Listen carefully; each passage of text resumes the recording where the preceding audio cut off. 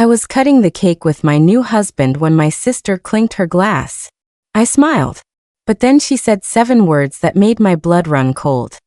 I'm pregnant, and he's the father. I was cutting the cake with my new husband when my sister clinked her glass. I smiled. But then she said 7 words that made my blood run cold. I'm pregnant, and he's the father. The morning of her wedding was everything she had dreamed of since childhood. Soft light filtered through the lace curtains of the bridal suite, casting delicate shadows on the ivory satin of her gown, which hung perfectly on the edge of the armoire. Everything felt surreal, like a moment caught between a heartbeat and a memory. She had always imagined what this day would feel like, the nerves, the excitement, the overwhelming sensation that something beautiful was about to begin. And now it was here. There was a gentle hum of voices in the background, bridesmaids fluttering about with makeup brushes and steaming dresses, but all she could hear was the rhythmic thud of her own heart. She sat at the vanity, eyes scanning her own reflection, trying to absorb every detail of herself as a bride. It was the version of her she had longed to become, not just for the ceremony, but for the promise it carried. In just a few hours, she would marry the man who had shown her love without conditions, patience without limits, and respect in every moment. He was the calm in her chaos, the stability her life had so often lacked. Their story had not been perfect, but it had been theirs, and that made it feel real and sacred. Her family, once fractured by time and silent grudges, had come together again for this one day. Her mother had cried when she saw her in the dress. Her father had awkwardly patted her shoulder with a rare softness, and even her younger sister, who had always found a way to be at the center of every storm, had smiled genuinely for once. That smile had warmed her, made her believe that maybe, just maybe, this day could be a clean slate for everyone. They had chosen a rustic vineyard on the edge of the city, a place that smelled of lavender and earth, where the sun dipped behind the hills like a sigh. Rows of white chairs lined the garden, and a delicate archway draped in roses stood like a promise at the end of the aisle. She had walked through the setup the night before, fingers brushing the petals, imagining herself walking toward him, toward a life they had whispered about in quiet evenings and long drives. Guests had started arriving early, eager and dressed in their best, with smiles stretched wide and cameras ready. Her college friends clustered near the hors d'oeuvres, laughing in bursts of nostalgia. Her aunts and uncles wandered through the venue, trading stories and admiring the scenery. It was a rare moment when everyone she loved, or once loved, stood in the same place, united by joy. She had always feared weddings would bring old wounds to the surface, but today felt unusually calm, as though even the ghosts of the past had agreed to give her this one moment. She had barely seen her fiancé that morning, their tradition dictating they wait until the ceremony to meet. But she had received a note from him, left on her bouquet, written in his crooked handwriting. It was short, almost clumsy in its sweetness, but it made her eyes sting with emotion.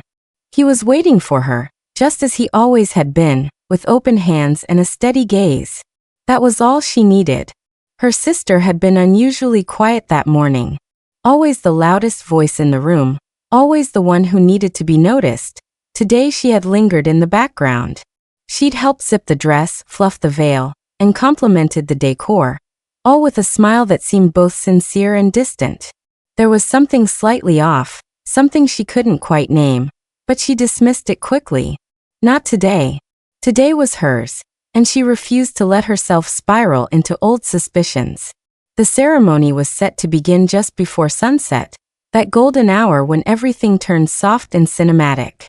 She imagined the way the light would hit the vineyard, how the guests would fall silent when the music began, how her father would take her arm and lead her down the path to the man who had changed her life. It wasn't just a wedding. It was a full circle moment. A declaration not just of love, but of survival. Through heartbreak, through loneliness, through years of wondering if happiness was meant for other people. As she stood in the final moments before being called to walk, the coordinator flitting around with a clipboard and earpiece, she took one last deep breath. Everything was in place. The guests were seated, the music had begun its gentle swell, and her future was just a few steps away. She glanced at her sister once more, noting how she adjusted her dress and gave her a thumbs up. There it was again, that flicker of something unreadable. But the moment moved on too quickly to grasp it. She didn't know, of course, that everything was about to shift. That within minutes, the serenity of this perfect day would fracture. That the vows she had written would be drowned out by words she had never imagined hearing. That her sister, with all her silent smiles and poised presence, held a secret she was ready to detonate at the worst possible moment. But for now, she was still standing at the edge of something beautiful, still believing in the dream, still holding tight to the illusion that love, family, and celebration could exist in the same room without chaos. For now, the world hadn't yet split open, and she was still a bride. The ceremony unfolded exactly as she had imagined it would. As she took her first step down the aisle, the collective breath of the crowd seemed to pause in unison. The late afternoon sun bathed everything in a warm, amber glow, giving the entire vineyard a dreamlike quality. Flower petals scattered with each step she took, the scent of roses mingling with the sweet perfume of ripening grapes in the surrounding fields. Her father, solemn and proud, guided her forward with slow, deliberate steps, his arm steady beneath hers. Every eye was fixed on her, but she only saw one face, his. Her soon-to-be husband stood at the altar, eyes shining, his lips slightly parted in awe. It was the kind of gaze that made her feel seen, deeply and fully, and for a moment, all the noise and color and movement melted away. It was only the two of them. The vows were exchanged beneath the floral archway, with only the soft rustle of wind through the vines to break the silence between spoken words. Guests dabbed at their eyes with tissues and smiled wistfully as promises were made.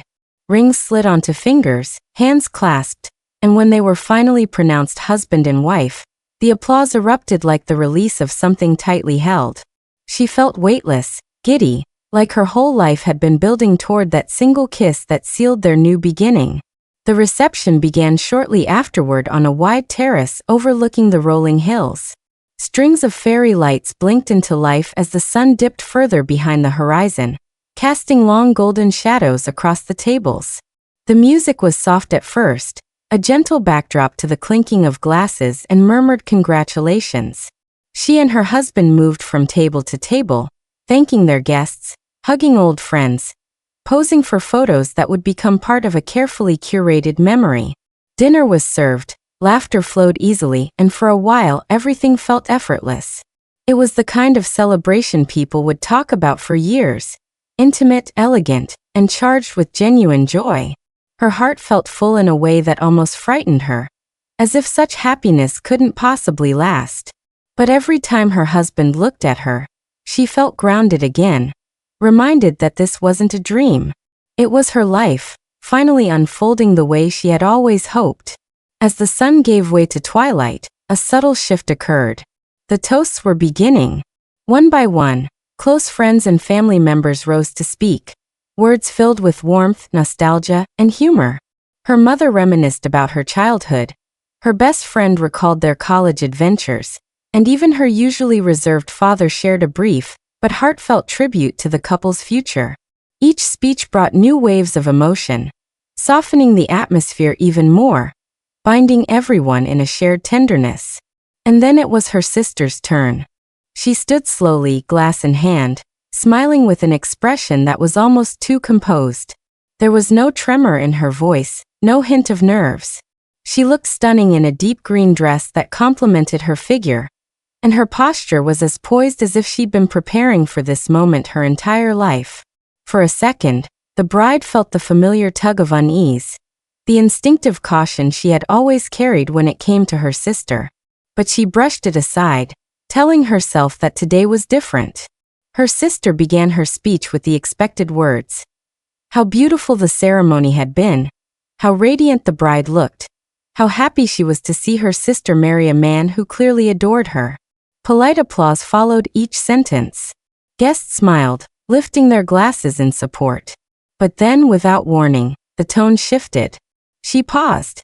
A strange hush fell over the room, subtle but undeniable. Her expression changed, still smiling, but now with an edge, a glimmer of something sharper beneath the surface. And then, with practiced grace and no trace of hesitation, she spoke the words that sliced through the air like a knife. She announced her pregnancy. There was a beat of silence, the kind that stretches impossibly long, where no one is sure how to react. And then, predictably, a smattering of polite gasps and surprised congratulations followed. Someone clapped. Someone else laughed nervously. But the bride felt the air go out of her lungs. Something wasn't right. The timing, the tone, the look in her sister's eyes. It all felt deliberate, almost surgical in its precision. This wasn't a spontaneous outburst of joy. This was planned. She glanced at her husband, expecting to find a mirror of her confusion. But instead, she saw something entirely different. He was frozen, not in surprise but in calculation. His jaw was tight, his hand clenched slightly at his side. The warmth in his eyes was gone, replaced by something distant, focused. The bride's stomach dropped. Her sister continued to speak, something about how life had a funny way of surprising us all, how love bloomed in unexpected places. She made a joke about family gatherings becoming a lot louder soon, her hand resting lightly on her belly as if to punctuate the moment. Laughter rippled weakly through the crowd. But it all sounded muted, wrong, like someone playing the wrong music at a funeral. The bride felt herself slipping out of the moment, as if watching the entire scene unfold from far above. The faces blurred, the voices became distant echoes. All she could focus on was the tight coil forming in her chest, a silent scream building inside her that had no words, only dread. Her sister's announcement had taken what was supposed to be the happiest moment of her life and twisted it into something grotesque. It was not the fact that her sister was pregnant. It was the timing. The need to declare it now, at this precise moment, with the entire room's attention. It was a theft, a hijacking of her day. And more than that, it was a warning. There was something else behind those words, something that hadn't yet been spoken. Her husband shifted in his chair. He leaned forward slightly, as if preparing to stand. She noticed the subtle change in his breathing, the way his eyes never left her sister's face. A low hum of panic began to rise in her chest. Whatever was happening, it wasn't over. This was just the beginning. Something was coming, something that would change everything. The moment stretched unbearably long before he finally stood, glass in hand, his expression unreadable. The room quieted again. Her sister turned to him with a smile that didn't reach her eyes. He returned the smile with something colder, something that felt like the edge of a blade. The bride didn't know what he was about to say, but in that moment, she knew her wedding had become something else entirely. The disruption wasn't just a moment of awkwardness. It was the beginning of a revelation, a splintering of reality. And deep down, in the part of her that had always known her sister could not be trusted, she felt it coming, like a storm on the horizon, growing louder with every heartbeat. He stood tall, holding his glass not as a celebratory gesture, but as a man preparing to testify. The air around him shifted immediately. Guests fell into silence, instinctively recognizing that whatever was about to be said would not follow the expected script of light-hearted toasts and joyful anecdotes. The bride felt her skin prickle, a cold tension crawling slowly across her shoulders as she looked at her husband, the man she had just vowed to spend the rest of her life with. There was something terrifyingly resolute in his expression. He wasn't smiling. He wasn't amused. He looked like a man burdened with a truth too heavy to carry any longer. The room was so quiet that the distant hum of cicadas from the vineyard buzzed louder than before. He cleared his throat softly, and even that small sound seemed amplified. For a moment he looked around the crowd, not with nervousness but with calculation. He wasn't unsure. He was choosing his words carefully, the way one disarms a bomb. All eyes were on him and he knew it. He began to speak slowly, clearly, and each sentence landed with a weight that sank deeper into the floor beneath them. He didn't joke. He didn't smile. Instead, he unraveled a timeline, starting weeks before the wedding, when something had first caught his attention. An odd comment from her sister, a strange familiarity that felt out of place, a glance that lingered too long. At first, he dismissed it, thinking it was his own paranoia or the stress of wedding preparations. But then there were more signs. Too many to ignore. He told them about the messages. Late-night texts that were quickly deleted. Whispers exchanged when they thought no one was listening. A hidden tension between the sisters that no one seemed willing to acknowledge. He spoke of the uneasy feeling that had grown in his gut. A feeling he had tried to suppress for the sake of the woman he loved. But then came the incident that changed everything. A moment he described with the detail of someone who had replayed it over and over in his mind. Her sister had come to him late one evening under the pretense of helping with last-minute wedding logistics. But the conversation had quickly shifted into dangerous territory. She had been too close. Her compliments too intimate. And then she said it. Something he wouldn't repeat, but something that left no doubt about her intentions. Gasps echoed through the terrace. A few guests glanced nervously at each other, unsure whether to believe what they were hearing. The bride remained frozen in place, her hands gripping the tablecloth beneath her fingers so tightly that her knuckles turned white. Her heart was pounding so loudly she could hardly hear the words, yet they cut into her like glass. Her husband wasn't done. He continued with calm certainty, explaining how he had taken a step back in the days following that interaction, how he had started observing, questioning, and finally digging. It didn't take long to confirm what he feared. The sister was not only hiding her pregnancy, she was hiding the truth of who the father might be.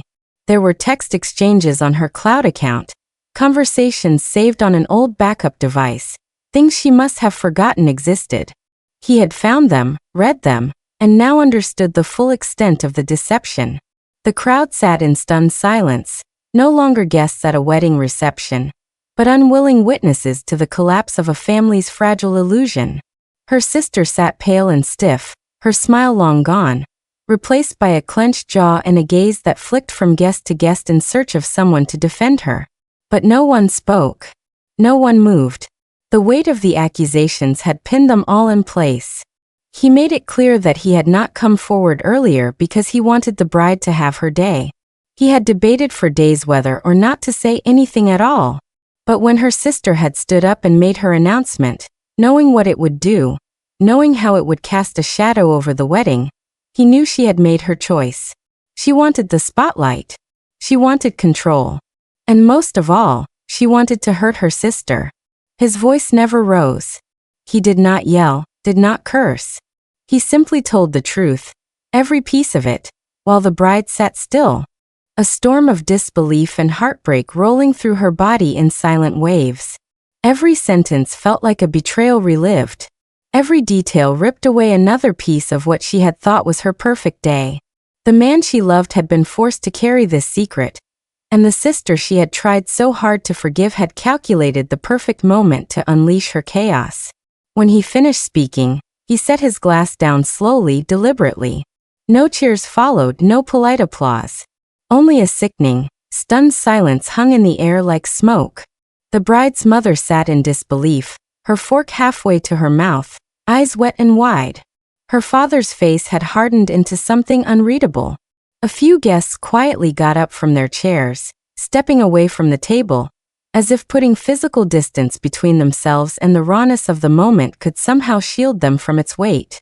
The bride's gaze shifted slowly to her sister, hoping, perhaps foolishly, for some explanation, some sign of regret or panic.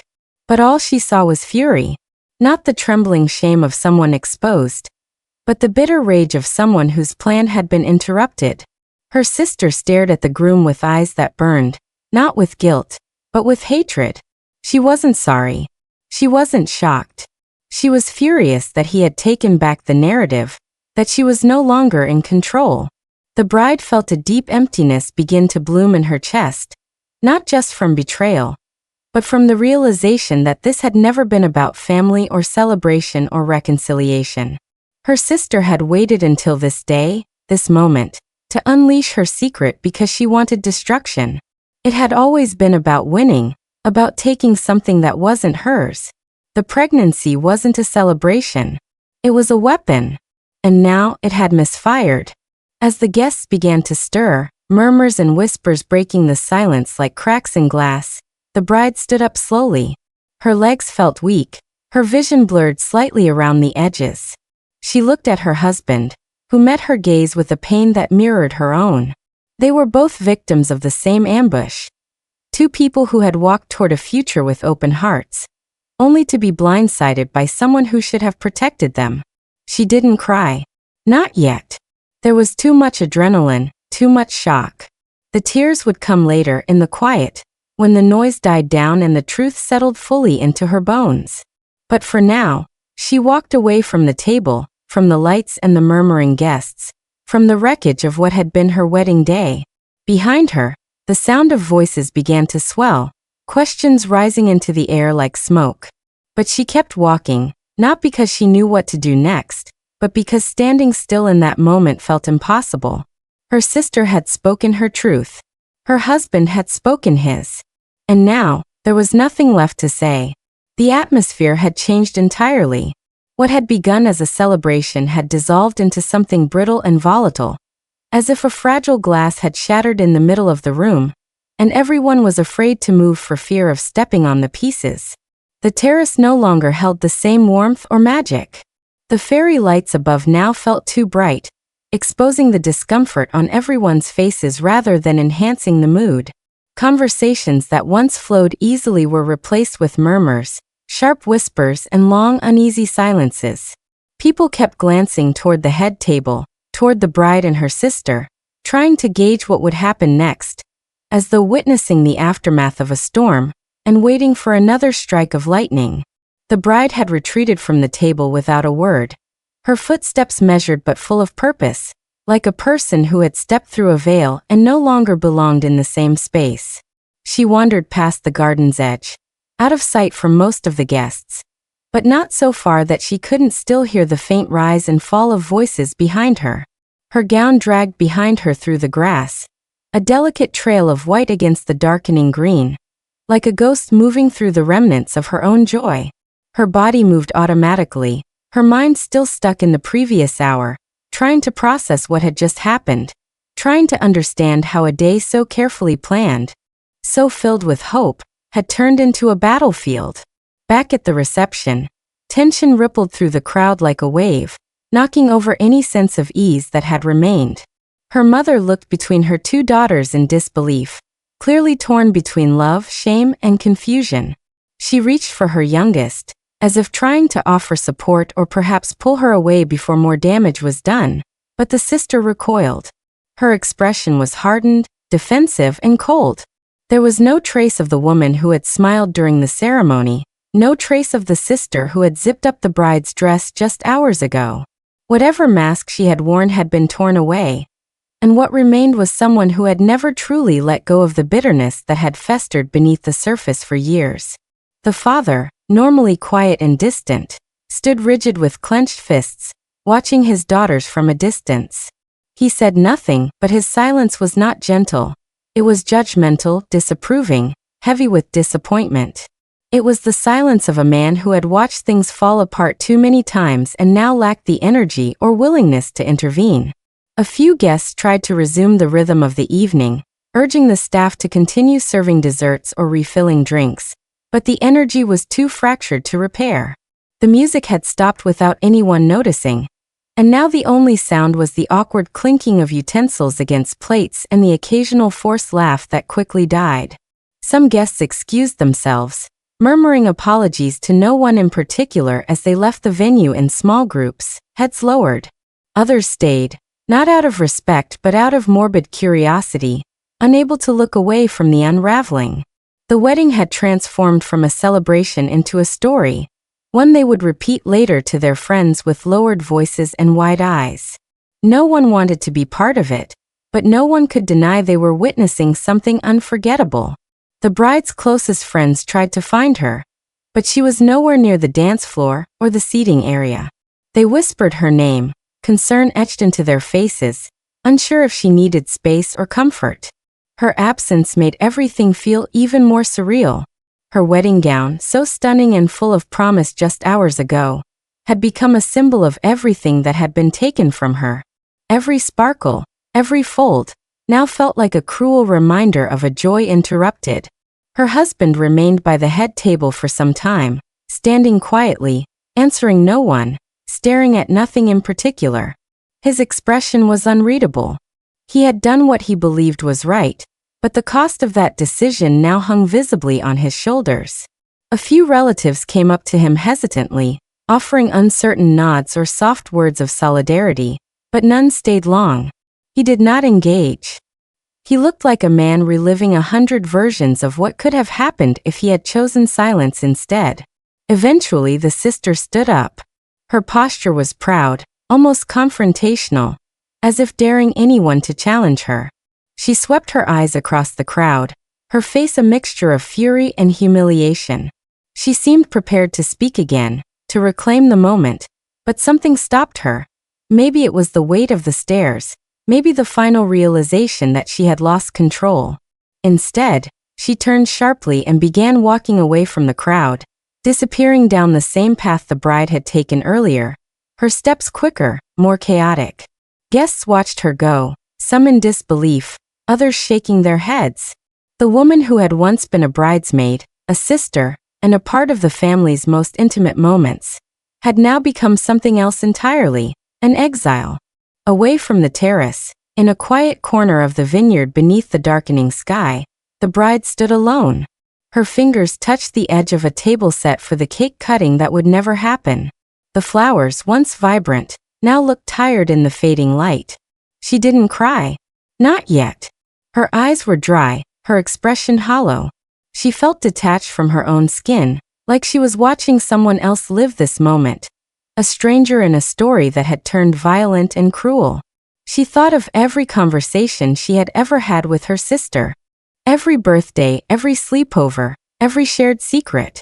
Had it all been building to this? Had the envy always been there, hiding in the cracks? She could still hear the echo of her sister's announcement. She could still see the way her husband had stood. The quiet fury in his eyes as he pulled the truth out into the open. There had been a part of her, deep down, that always feared something like this might happen. Maybe that was why she had tried so hard to believe in the perfect version of their family, the idealized story where everyone healed and moved forward. But that version had never existed. It had been a fiction she told herself to feel safe. Somewhere in the distance, a breeze rustled the leaves, and she turned her face to the wind, letting it cool her burning skin. The sounds of the reception had dulled now. No more clinking glasses or soft music. Just scattered conversations, a few doors closing, the occasional cry of a child confused by the tension. The party was over, long before the schedule had planned it. What remained was only the aftermath. Eventually, she knew she would have to go back. Not because she wanted to, but because there were still decisions to make, still people to thank, still questions that would demand answers. But for now, she stood in the quiet, allowing the night to hold her in its vast, indifferent embrace. The fallout had arrived, not like fire, but like ice, silent, steady, and devastating. Nothing would ever be the same again. Not her family, not her trust, not her understanding of love or loyalty. The story of her wedding would not be about joy or unity or the beauty of vows. It would be about betrayal and exposure. It would be about the moment her life split cleanly into before and after. And no matter how carefully she tried to rebuild from here, the cracks would remain. The truth had surfaced, and now, everything had changed. It started quietly, with fragments of conversations remembered only in hindsight, odd glances that had once seemed harmless, and a sense of distance that had long simmered beneath the surface of family gatherings. The unraveling of the backstory was not a clean revelation. It came piece by piece, heavy with implication, stitched together by questions that had been ignored for far too long. After the disaster at the wedding, the days that followed were steeped in silence. Everyone was stunned, scattered emotionally, and trying to navigate the wreckage of what had been said and exposed. But for her, the bride who had dreamed of a joyful future, the silence gave birth to questions. Questions she could no longer ignore. She began with her mother, whose unease had been almost palpable at the reception after the announcement.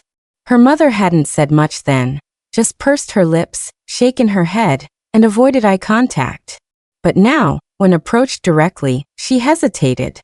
There was a weight in her pause that felt familiar, like the long-held guilt of someone who had known more than she should have. What came out wasn't a clear statement, but enough breadcrumbs to point in a direction. Her mother admitted that there had always been issues between the sisters. Unspoken competition, moments of jealousy, and unkind comparisons made during childhood that had never really healed. She learned that as children, they had both competed not only for attention but also for approval. Their father had been distant, yet demanding, the kind of man whose affection had to be earned through achievement. Her sister, clever and emotionally manipulative from a young age, had mastered the art of gaining sympathy, of presenting herself as the one in need, the one slightly broken but endearing. The bride, on the other hand, had always been the resilient one, quietly responsible, quietly successful. But that quietness had worked against her in a household where drama often won love.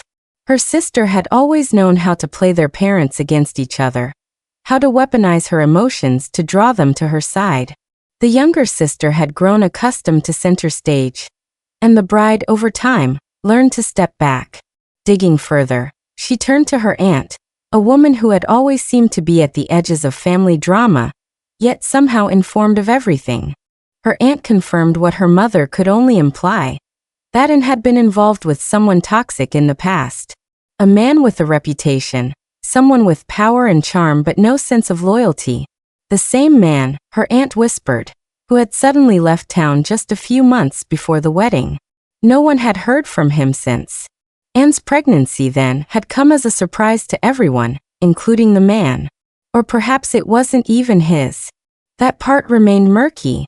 But the timing was suspicious, and the fact that she had chosen the wedding to announce it now seemed less like coincidence and more like strategy.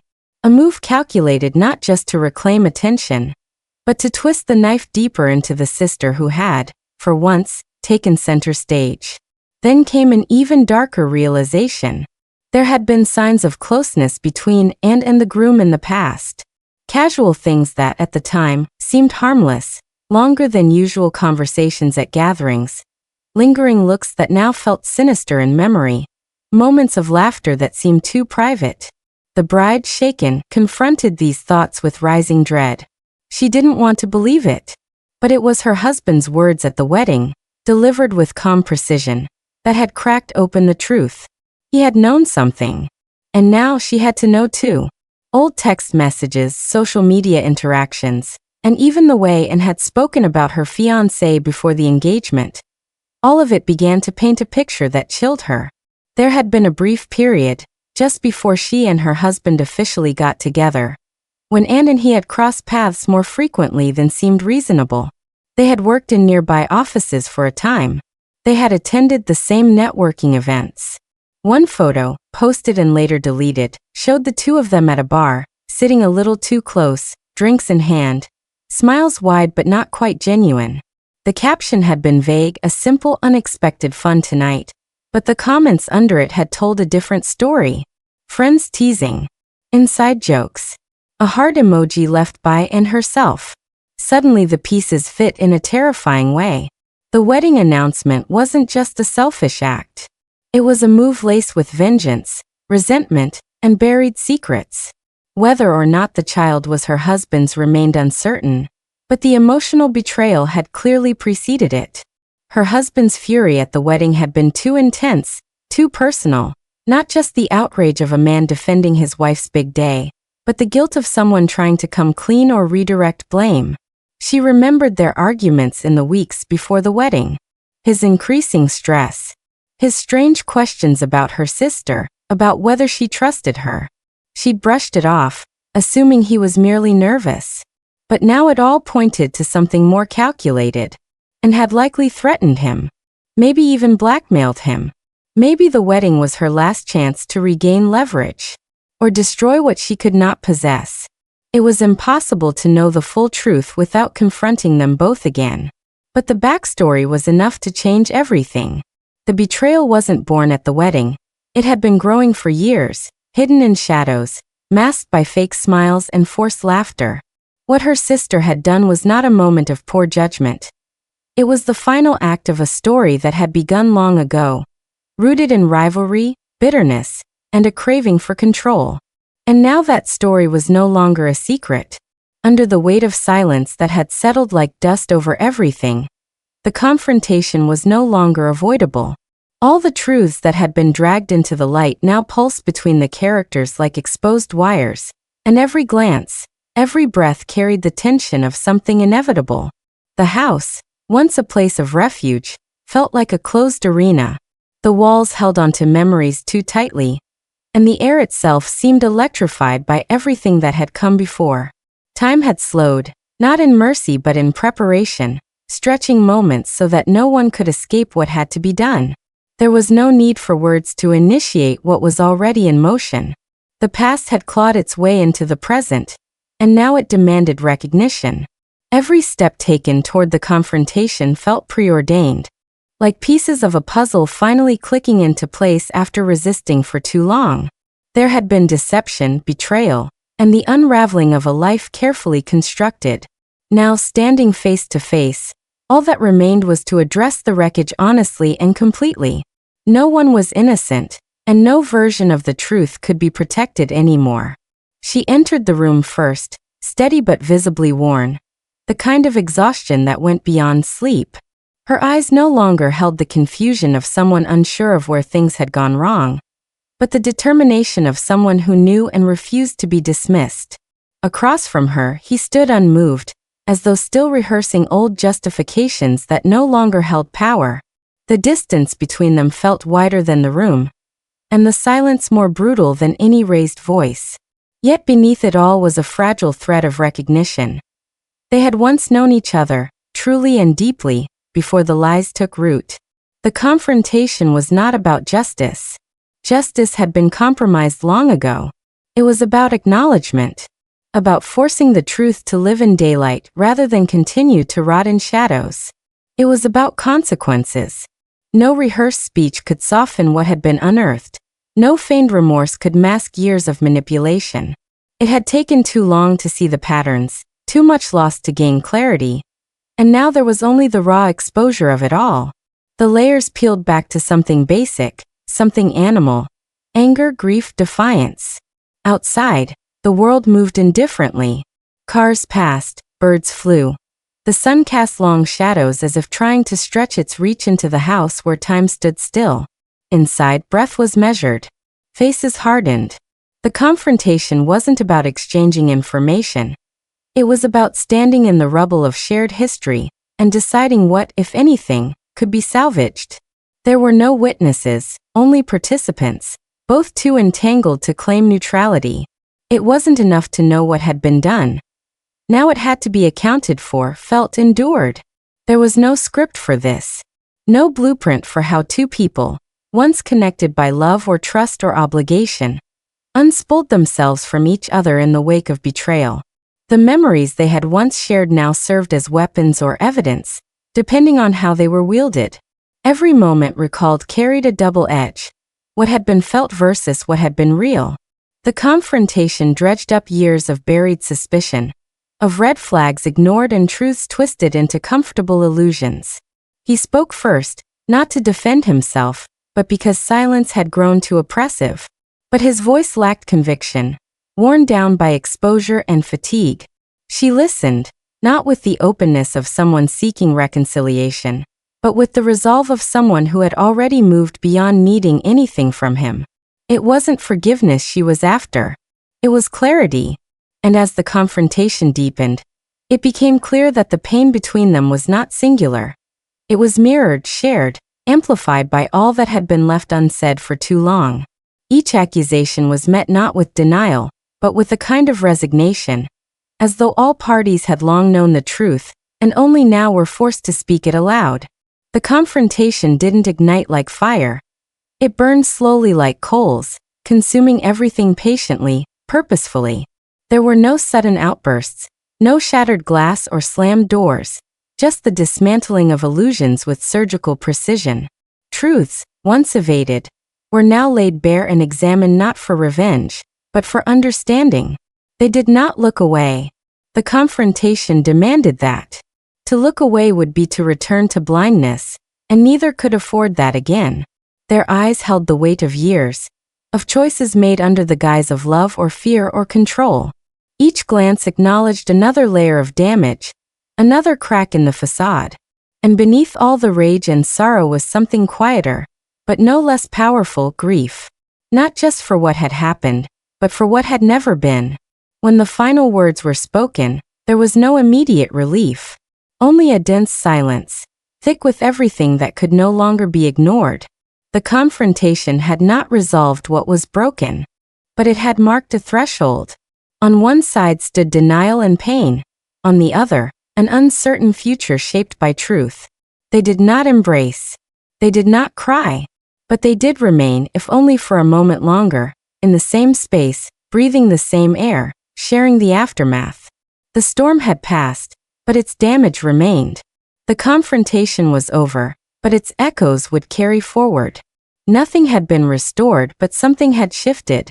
In the stillness that followed, the only certainty was that nothing would ever be the same again. And perhaps, in the wreckage of what was lost, something unspoken had finally been freed. The days that followed the confrontation moved slowly, saturated with an air of cautious relief and emotional exhaustion. The storm that had shaken every foundation in their lives had finally passed, but it left behind a landscape drastically altered. What was once familiar now carried shadows and echoes of conflict, betrayal, and truth exposed. In the quiet that settled afterward, each person began to reckon with what remained, and what had to be rebuilt from the fractured pieces. Emma no longer moved through the house as if she were a guest. The weight she had carried, unspoken doubts, misunderstood signals, the suspicion that gnawed at her every time her mother's stories didn't quite add up, had been released. But the freedom she found was laced with grief. Her foundation of love and trust had been real, even if it had been manipulated. Accepting that someone she revered had built their legacy upon lies didn't come easily. Emma spent long hours sitting alone in the garden, tracing back through her memories, trying to make sense of her past. Some recollections took on new meanings under the light of truth. Other moments, though painful, remained genuinely hers. Not everything had been fiction, and she clung to that as the first step toward healing. Eleanor, too, changed. Her presence no longer dominated the space as it once did. The imperious tone, the carefully orchestrated routines, the subtle control over every interaction. These things faded. She moved with a quiet dignity, but behind her composed exterior was a storm of reckoning. Years of choices, of half-truths and protective deceptions, rose to the surface. Her intentions had never been evil. In her mind, they had always served a purpose. But she could no longer deny that love laced with control had left wounds in those she had meant to protect. She began to understand that silence had been as cruel as any lie. The estate, once pristine in its orderly beauty, reflected the emotional disarray of its inhabitants. The rooms were still and heavy with memory. Items long forgotten emerged from the backs of drawers and the corners of attics, pieces of a story once hidden. Old letters, photographs with torn edges, journals with entries crossed out in thick, angry ink. These artifacts breathed life into a past Eleanor had tried to keep sealed. She didn't stop Emma from exploring them. In fact, she watched her do so in silence, never offering commentary unless asked. It was her silent apology, an invitation to learn the full truth, unfiltered.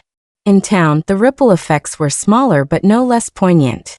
Whispers passed through market stalls and park benches, quiet speculation fueled by subtle changes in demeanor. Emma had stopped retreating when spoken to. Her eyes, once clouded with uncertainty, now carried a focused light. She no longer flinched from uncomfortable truths, and people noticed. Eleanor, meanwhile, withdrew from public life. She no longer attended charity luncheons or led community projects. It wasn't shame that kept her away. It was a dawning awareness of how much she had shaped her surroundings through force rather than care. She needed time to understand the person she had become while trying to preserve the person she used to be. A turning point came quietly, without ceremony. One morning, Emma entered the study and placed a small box on the desk in front of Eleanor. Inside were mementos from the attic. Items that revealed not just secrets but moments of vulnerability, hope, and regret. A child's drawing. A broken necklace. A lock of hair tied with ribbon. Eleanor recognized each one, and as she lifted them with trembling hands, she saw her life through Emma's eyes. Not as a series of successful deceptions, but as a trail of buried pain. The moment wasn't marked by words, only by a long pause and shared understanding. It didn't undo the past, but it allowed space for something different to begin. They began, cautiously, to rebuild their relationship. Not with sweeping forgiveness or dramatic gestures, but through consistent, quiet effort. Small changes. Shared tea without tension.